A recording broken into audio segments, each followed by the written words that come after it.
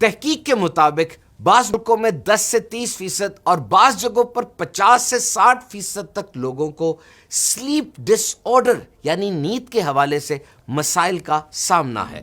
اسے انسومنیا بھی کہا جاتا ہے، یعنی یا تو نیند آتی ہی نہیں، یا اگر بیچ نیند میں آنکھ کھل جائے تو پھر دوبارہ نیند نہیں آتی۔ صحیح نیند اگر نہ لی جائے تو یوں سمجھیں کہ جو کچرا یعنی ویسٹ جسم میں پیدا ہوا بالخصوص دماغ اپنے ہی بنائے ہوئے گند میں ڈوب جاتا ہے، پراپر فنکشن نہیں کرتا۔ اب کیسے یہ سونے جاگنے کی روٹین، یہ ٹائم ٹیبل سیٹ کیا جائے؟ آئیے دیکھیں اسلام اس حوالے سے ہماری کیا رہنمائی فرماتا ہے۔ سب سے پہلے آج فجر کا ٹائم 4:14 سے شروع ہوا اور 5:43 پر ختم ہوا، اور اسی دوران جماعت فجر بھی ہے۔ اب آپ ساری رات سوتے رہے یا ساری رات جاگتے رہے، اس ٹائم پر ضرور اٹھنا ہے، فریش ہونا ہے، وضو طہارت اور اب نماز ادا کرنی ہے۔ اور یہ حکم ہے رحمان و رحیم رب کا۔ کتنی حکمتیں ہیں، بے پایاں، سوچ و عقل سے باہر۔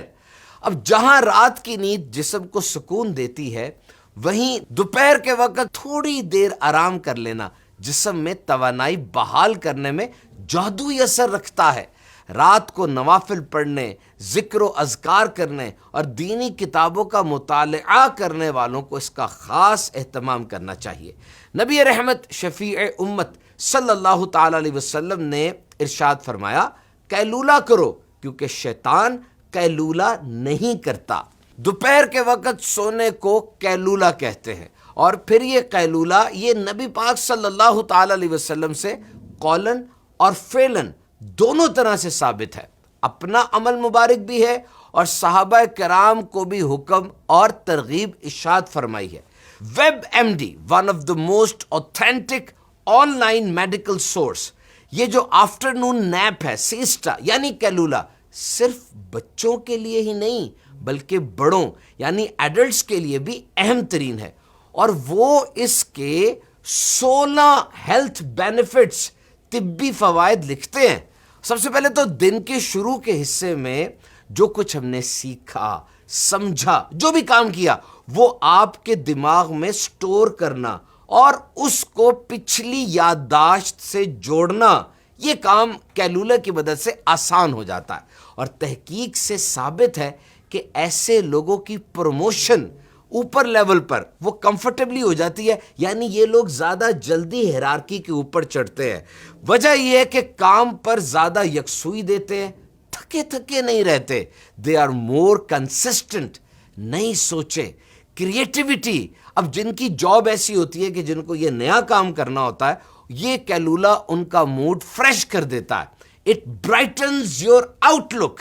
اور یہ جو نیند کے بعد گروگینس آ جاتی ہے نا، تھکاوٹ ہو گئی، دماغ میں دھند سی چھا جاتی ہے، ایک کمزوری سی ہو جاتی ہے، اسے سلیپ انرشیا کہا جاتا ہے۔ اگر آپ نے اس سے بچنا ہے تو یہ جو نیپ ہے یعنی قیلولہ ہے، اس کے ٹائم کو تھوڑا رکھیں، 10 منٹ سے 30 منٹ تک۔ اور پھر یہ چائے کا، کافی کا اور ہر کیفین ڈرنک کا بہت بڑا متبادل ہے، یعنی جو کام آپ نے چائے سے اور کافی سے لینا ہے، ایکٹیو ہونا ہے نا، تو یہ کام آپ قیلولہ سے لیں، یہ ریزلٹس قیلولہ سے لے سکتے ہیں۔ اور پھر نفسیاتی امراض بالخصوص سٹریس اور انگزائٹی میں یہ تحقیق جناب 4000 لوگوں پر کی گئی کہ دوپہر کو جو نیپنگ کرتے ہیں ان کا بلڈ پریشر کنٹرول میں رہتا ہے۔